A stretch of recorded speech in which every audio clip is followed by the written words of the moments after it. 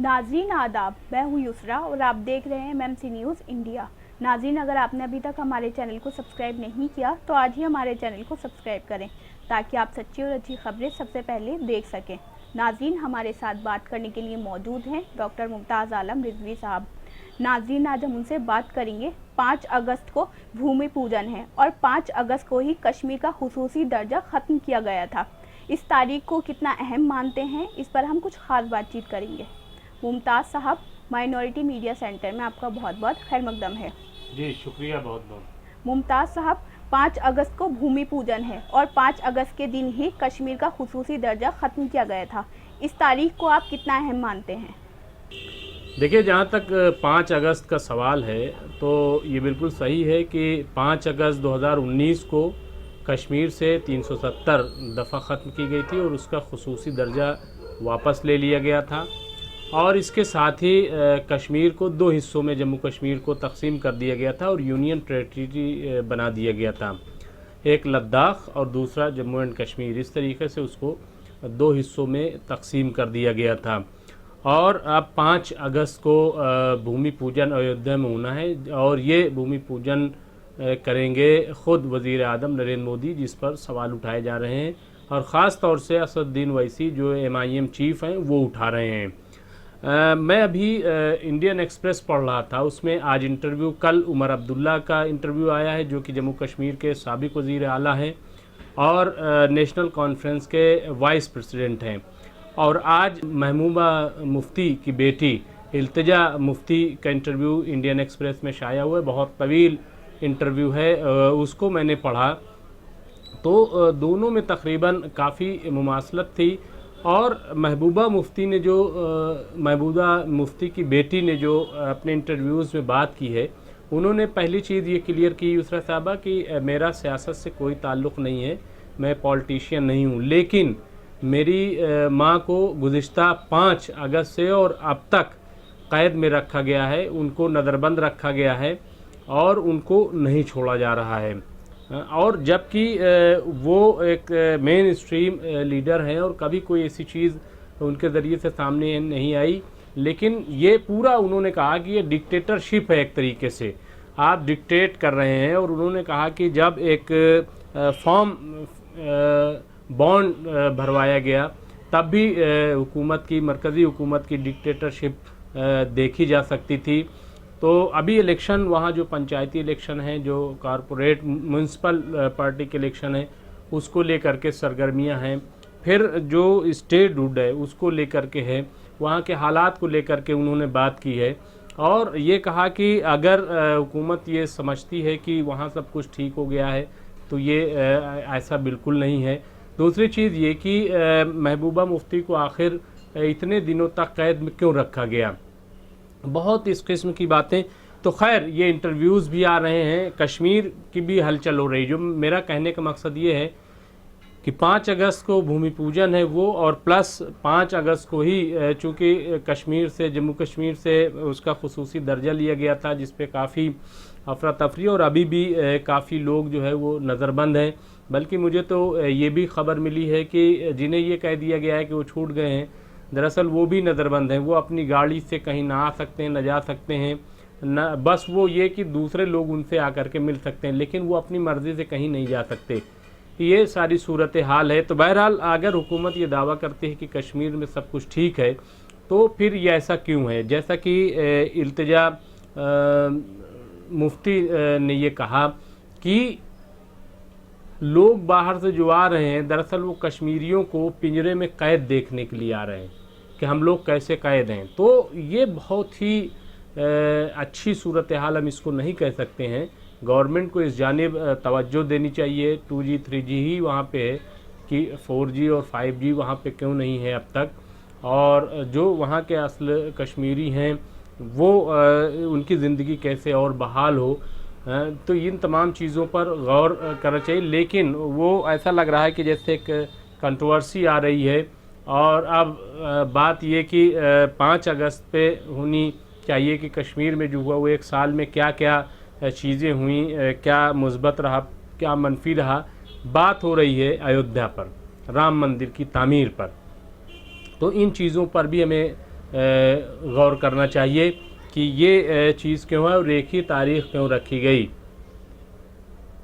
ये हुकूमत पर डिसीज़न है, इसमें कोई शक नहीं है, लेकिन 2 तारीख दी गई थी, एक 3 शायद दी गई थी और एक 5, तो 5 डिसाइड की गई, जबकि ये भी कहा जा रहा है कि उसका मुहूर्त ठीक नहीं। लेकिन अभी हमने देखा कि वो जो भूमि पूजन के 32 सेकंड सिर्फ हैं।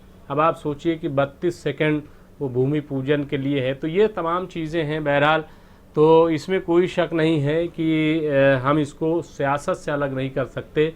इस वक्त हिंदुस्तान में भरपूर मज़हब से लबालब सियासत अपने बाम उरूज पर है, शबाब पर है। जी मुमताज़ साहब, असदुद्दीन ओवैसी ने जो बाबरी मस्जिद की शहादत हुई है उस पर कांग्रेस को जिम्मेदार ठहराया है, इसको आप किस तरीके से देखते हैं? देखिए, असदुद्दीन ओवैसी ने कल जिस तरीके से वज़ीर आज़म नरेंद्र मोदी को निशाना बनाया था और उन्होंने ये कहा था कि आप ने जो हलफ लिया है उसके मुताबिक, आइन के मुताबिक आपको भूमि पूजन में शरीक नहीं होना चाहिए एज ए वज़ीर आज़म। ये बात उनकी काफ़ी हद तक दुरुस्त है, लेकिन मैंने ये भी देखा कि रिएक्शन में ये बात भी आ रही थी कि आखिर आपको क्या बोलने की ज़रूरत है, इस वक्त जो हो रहा है पुरअमन तरीके से हो जाने दीजिए। ऐसी बातें भी सामने आ रही हैं। आज अब असदुद्दीन ओवैसी ने कांग्रेस को भी जिम्मेदार ठहराया। ये बिल्कुल सही बात है कि राजीव गांधी ने ही ताला खुलवाया था और जब मस्जिद में ताला लगा था तब भी कांग्रेस की ही हुकूमत थी, और जब 92 में 6 दिसंबर 1992 में मस्जिद शहीद हुई तब भी मरकज़ में कांग्रेस की सरकार थी और नरसिम्हा राव मुल्क के वज़ीर आज़म थे और उनके बारे में बहुत सारी बातें सामने आ गई हैं। तो इसमें कोई शक नहीं है कि ये चीज़ें हैं, लेकिन सवाल ये है कि इस वक्त इसका किस तरीके से बखान करना, इस तरीके से बातें करना, एक चीज़ पेश करना है जब हर तरफ इस पर कोई बात नहीं। देखिए, दूसरे बड़े मसाइल हैं, उनको कर लेने दीजिए, भूमि पूजन जो हो रहा है हो जाने दीजिए। जब अदालत ने आपको मान लिया है कि नहीं वो मस्जिद शहीद की गई है, इसके बावजूद वो राम मंदिर के लिए दे दी गई, बात ख़त्म हो गई। लेकिन बहरहाल अब ये एक चीज़ है, सवाल है वो उठ रहा है, उसकी वजह से अब छीमागोइयाँ भी हो रही हैं। बहरहाल लेकिन मुल्क में बहुत बड़े बड़े मसाइल हैं, उनकी तरफ भी असदुद्दीन ओवैसी उठाते हैं मामला, ऐसा नहीं कि उन्हें उठाते, लेकिन मीडिया चूँकि इस चीज़ को ज़्यादा हाईलाइट करता है क्योंकि ये पोलराइजेशन की बात होती है, इससे मामला जो है गर्म होता है। चूँकि 5 अगस्त तक भूमि पूजन है तो वहाँ तक तो कोई ना कोई चीज़ नई आनी चाहिए ना, कोई ना कोई स्टोरी आनी चाहिए ताकि वो रोज़ नई नई चीज़ें हाईलाइट हों। हाँ, 2-3 दिन अभी तक आपने देखा कि ये चला कि एक ऐसा कैप्सूल डाला जाएगा जो ये बताएगा, टाइमर कैप्सूल होगा और आने वाले सदियों में बताएगा कि कब राम मंदिर की तामीर हुई और किसने रखा और ये वो सब। अरे भाई, ये सब तो टाइम कैप्सूल न रखेंगे तब भी अब ये सारी तो हिस्ट्री में दर्ज है ही है, जिसके मुकदमे इतने लंबे चले हों सब, क्या ये सब ज़ाया हो जाएंगे? तो अब ये फिर अब 3-4 दिनों खूब खबरें चली, उसके बाद अब ये आया कि नहीं वो नहीं रखा जाएगा। तो बहरहाल ये माहौल को गर्म करने के लिए ये सब किया जा रहा है। और बहरहाल अब ये हमने जो बताया ना कि दरअसल इस वक्त भरपूर मजहबी सियासत हो रही। जी मुमताज़ साहब, फाइटर प्लेन राफेल आज हिंदुस्तान पहुंच रहा है, इससे हिंदुस्तान कितना मजबूत होगा? देखिए, बहरहाल ये बहुत खुशी की बात है कि राफेल जो फाइटर प्लेन है वो हिंदुस्तान लाया जा रहा है। 5 राफेल आ रहे हैं और इसका इस्तकबाल भी किया जा रहा है। ये बहुत अच्छी बात है, बहुत खुशी की बात है, क्योंकि इससे हमारी जो फ़ौज है वो बहुत स्ट्रांग होगी, इसमें कोई शक नहीं है। लेकिन इसके साथ साथ यूसरा साहिबा की हिंदुस्तान में 15 लाख से ज़्यादा कोरोना के मरीज़ हो गए हैं और इनकी तादाद बहुत तेज़ी से बढ़ रही है। एक दिन में 50,000 नए मरीज़ आ रहे हैं।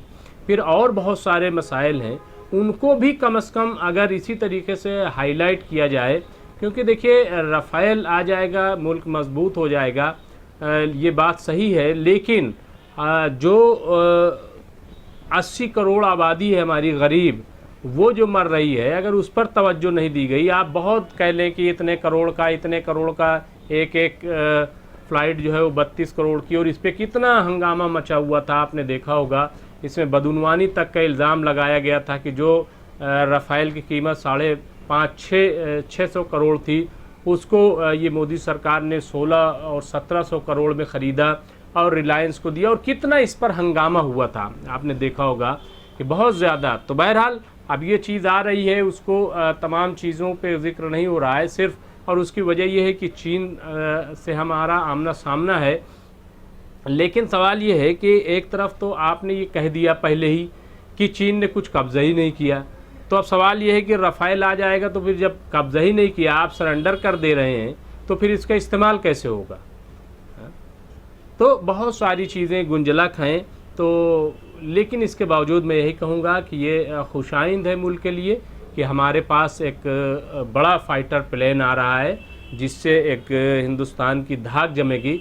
लेकिन ये धाक और ये तमाम चीज़ें धरी की धरी रह जाती हैं अगर आपके अंदर हौसला न हो, सच बोलने का हौसला न हो। अगर किसी ने आपकी ज़मीन पर कब्ज़ा किया है तो आप खुल के क्यों नहीं कहते कि हाँ कब्ज़ा किया और मैं उसको छुड़ाऊँगा? हाँ, कारगिल में हमने वार की थी कि नहीं की थी? हमने अपना कब्ज़ा छुड़ाया था कि नहीं छुड़ाया था? तो अगर आज चीन काबिज़ है तो हमें खुल के कहना चाहिए कि हाँ चीन ने कब्ज़ा किया, चीन ने गलत किया और हम उसका जवाब देंगे, मुंह तोड़ हम चीन को जवाब देंगे। ये क्यों आपने बयान दे दिया कि कोई कब्ज़ा ही नहीं है? क्यों आपने इस तरीके का बयान दे दिया? तो मैं समझता हूँ कि ये उसी वक्त है कि हौसला भी आपके अंदर हो, बहुत अच्छी बंदूक आपके पास हो, बहुत अच्छा असलहा आपके पास हो, लेकिन अगर हौसला नहीं है तो आप किसी से मुकाबला नहीं कर सकते। हौसले का होना बहुत ज़रूरी है, हौसला तो पैदा कीजिए।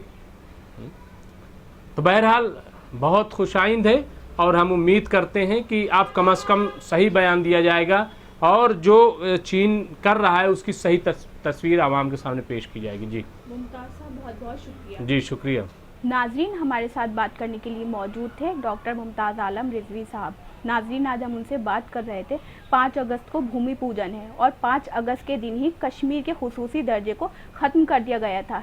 ये तारीख काफ़ी अहम है। दूसरा अहम सवाल हमने किया था, असदुद्दीन ओवैसी ने जो बाबरी मस्जिद की शहादत हुई थी उसको कांग्रेस को जिम्मेदार ठहराया, इस पर हमने बात की। तीसरा अहम सवाल किया था, राफेल जो फाइटर प्लेन है वो हिंदुस्तान पहुंच रहा है, इससे एक बड़ा सवाल ये होता है कि हिंदुस्तान इससे कितना मजबूत होगा। लेकिन एक अहम बात ये भी है कि इस वक्त हिंदुस्तान में सिर्फ मजहबी सियासत की जा रही है, जो गैर ज़रूरी मसाइल हैं उन पर बात हो रही है, जो ज़रूरी मसाइल हैं उनको छोड़ा जा रहा है, उनसे पर कोई बात नहीं हो रही है। इन तमाम सवालों पर हमने कुछ ख़ास बातचीत की। तो नाजरीन, हम भी हाजिर होंगे कुछ बड़ी खबरों के साथ, तब तक के लिए हमें दीजिए इजाज़त और देखते रहिए MMC न्यूज़ इंडिया और हमारे चैनल को ज़्यादा से ज़्यादा सब्सक्राइब कीजिए। शुक्रिया, खुदा हाफिज़।